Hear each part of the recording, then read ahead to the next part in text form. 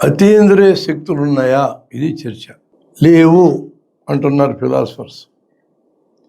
దీనికి శాస్త్రజ్ఞులు ఏమంటున్నారో చూద్దాం. అతీంద్రియ వాస్తవాలు అంటే అతీంద్రియ పదార్థాలు, అతీంద్రియ శక్తులు, అతీంద్రియ జ్ఞానం, మొత్తం 3 పదాలు అక్కడ ఉన్నాయి. అతీంద్రియ లేదా ఇంద్రియాతీత అంటే అర్థం ఏంటంటే ఇంద్రియాలకు అందని, అంటే ఇంద్రియాల అనుభవంలోకి రాని అని అర్థం. ఇంద్రియాల అనుభవాల్లోకి రాని పదార్థాలు ఉన్నాయి.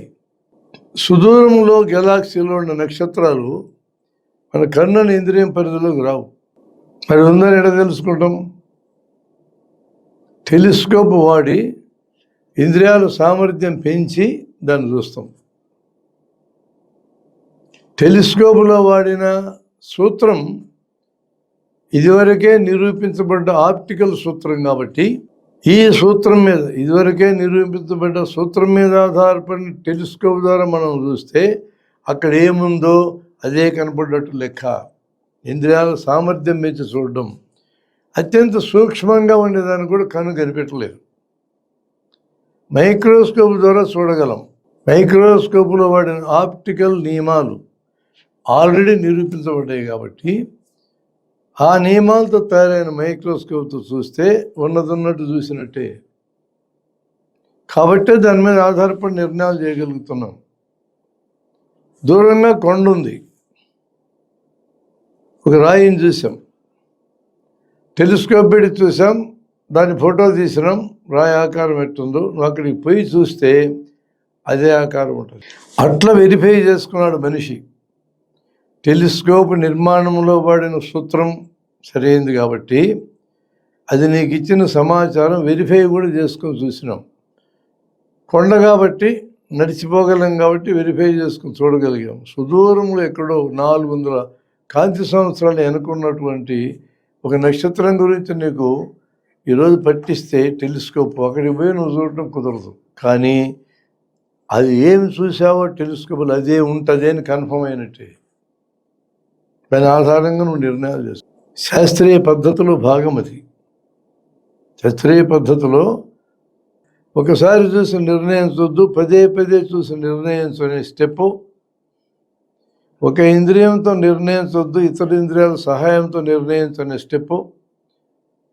సెట్టింగ్ మార్చి చూడనే స్టెప్పు. ఈ 3 స్టెప్పులు మానవ జాతికి పుట్టినప్పటి నుంచి తెలుసు.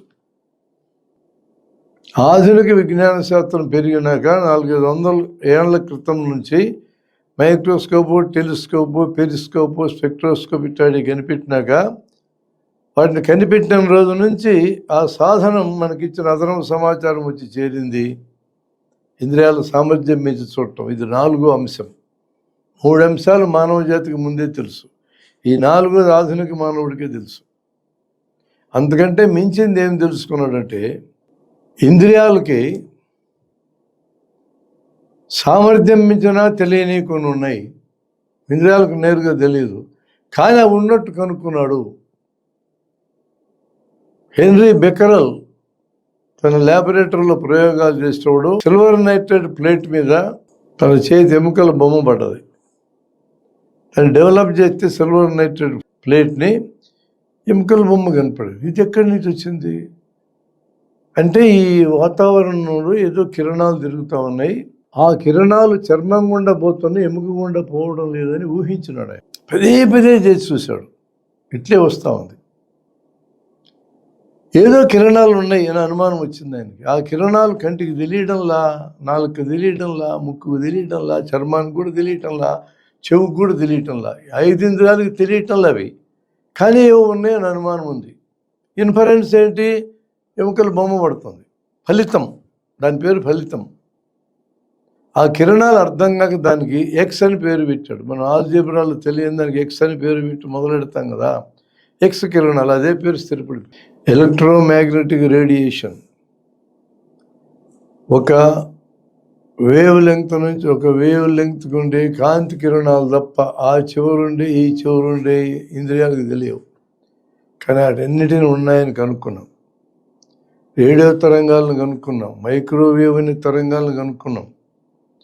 ఆల్ఫా కిరణాలు కనుక్కున్నాం, బీటా కిరణాలు కనుక్కున్నాం, గామా కిరణాలు కనుక్కున్నాం. ఇవేవి కూడా ఇంద్రియాలకు అందవు. పదార్థ రూపాలు ఎట్లయితే సుదూరంలో ఉండే ఇంద్రియాలకు నేరుగా అందవో, ఈ టెలిస్కోప్ అందకుండా కూడా ఇంకా చాలా ఉండుంటాయి కదా.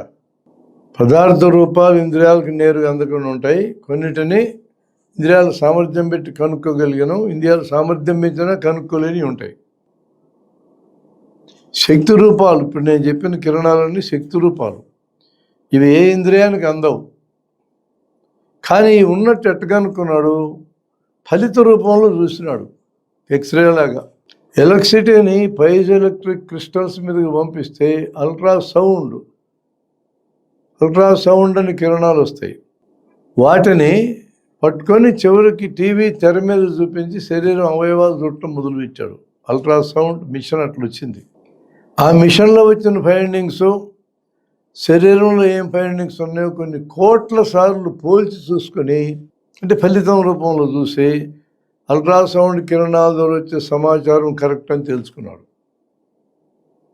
అది సౌండ్ అని ఎందుకన్నాడు? ఆ కిరణాల వేగం సౌండ్ అంత వేగం, కానీ చెవి పట్టుకోలేదు. ఇందాక చెప్పిన ఆల్ఫా గామా ఈ కిరణాలు ఎలక్ట్రోమాగ్నెటిక్ తరంగాలు, దాదాపు 3 లక్షల కిలోమీటర్లు పర్ సెకండ్, ఆ వేగం అది. వాటి సరసన దీన్ని పెట్టలే, ఇది సౌండ్ వేగం కాబట్టి. అల్ట్రాసౌండ్ సౌండే, చెవుకు అందదు. ఇందాక చెప్పిన ఆల్ఫా గామా బీటా కిరణాలు ఇవి, అది ఎనర్జీ రూపం, అది ఏ ఇంద్రియానికి అందవు, ఫలిత రూపంలో చూస్తాం. కాబట్టి ఇంద్రియాలకి అందకుండా ఇంద్రియాతీతంగా అతీంద్రియంగా పదార్థ రూపాలు ఉంటాయి, శక్తి రూపాలు ఉంటాయని మనిషి కనుక్కున్నాడు. కానీ వీటన్నిటినీ ఫైనల్గా 5 ఇంద్రియాలకు అందే రూపంలోకి మార్చుకునే తెలుసుకోవాలి. అల్ట్రాసౌండ్ని టీవీ తెర మీద కంటి ద్వారా చూసే కనుక్కున్నాడు. ఎక్స్రే కిరణాలని ఎక్స్రే ప్లేట్ మీద కంటితో చూసే కనుక్కున్నాడు. మైక్రోవేవ్ని లోపల పెట్టిన వస్తువు వేడి కావడం చర్మం ద్వారానే కనుక్కున్నాడు. అంటే అర్థం ఏంటి? ఇవేవి నేరుగా ఇంద్రియాలకు అందవు, కానీ వాటి ఫలితాన్ని ఇంద్రియాల ద్వారానే గుర్తించాలా. ఇప్పుడు నా స్టేట్మెంట్ ఏంటంటే, ఇంద్రియాలకు అతీతంగా పదార్థ రూపాలు ఉంటాయి, ఇంద్రియాలకు అతీతంగా శక్తి రూపాలు ఉంటాయి, కానీ ఇంద్రియాలకు అతీతంగా జ్ఞానం అనేది ఉండదు. అది కరెక్ట్ వాక్య నిర్మాణం. మనం లూజ్గా మాట్లాడకూడదు. ఫిలాసఫీ మాట్లాడే వాళ్ళమే ఇంద్రియాతీత శక్తులు ఉండవు అని అనకూడదు, ఇంద్రియాతీత జ్ఞానం ఉండదు అని అలాగే. ఇంద్రియాతీత శక్తులు ఉంటాయి, ఇంద్రియాతీత పదార్థాలు ఉంటాయి. ఈ విషయం నేను తేల్చేది కాదండి, వైజ్ఞానిక రంగాలు ఎప్పుడో తేల్చేసినారు దాన్ని. వైజ్ఞానిక రంగాల్లో తేల్చిందని పట్టుకునే కదా మనం మాట్లాడాలా. తేల్చిన అంటే ప్రయోగం ద్వారా తేల్చిన అని అర్థం. తేలడం అంటేనే ప్రయోగం ద్వారా తేలడం.